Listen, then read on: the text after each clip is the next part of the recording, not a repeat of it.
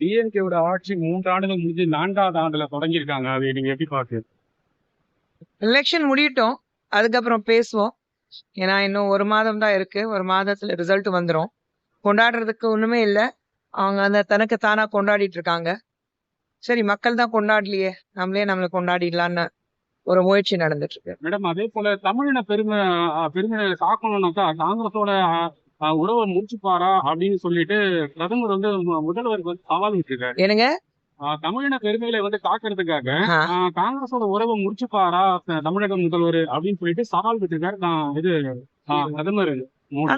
அதுதாங்க. இது முதல்வருக்கு அந்த பதில் கொடுக்கறதுக்கு தைரியமா இருக்கான்னு பாப்போம். பிரதமர் ஒரு சவால் விட்டிருக்காரு. முதல்வருக்கு அந்த பதில் கொடுக்கறதுக்கு தைரியம் இருக்கா?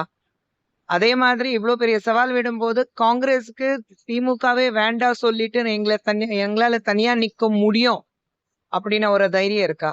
இன்னைக்கு இந்தியா பிளாக்ல வந்து நாங்க தான் ஜெயிக்க போறோம், ராகுல் காந்தி தான் பிரதமரா வர போறாருன்னு சொல்லக்கூடியவங்க ஏன் தமிழ்நாட்டுல வந்து அவங்களால தனியா நிக்க முடியல? ஏன் ராகுல் காந்தி அவருடைய அமேட்டியில இருந்து நிக்க முடியல? ஏன் பிரியங்கா காந்தி போட்டியிடல?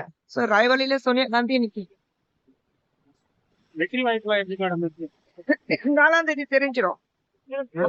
4ஆம் தேதி தெரிஞ்சிரும். நாங்க கிளியரா இருக்கோம். அப்கி பார் 400 பார். செய்திகளை உடனுக்குடன் தெரிந்து கொள்ள உடனே சப்ஸ்கிரைப் பண்ணுங்க.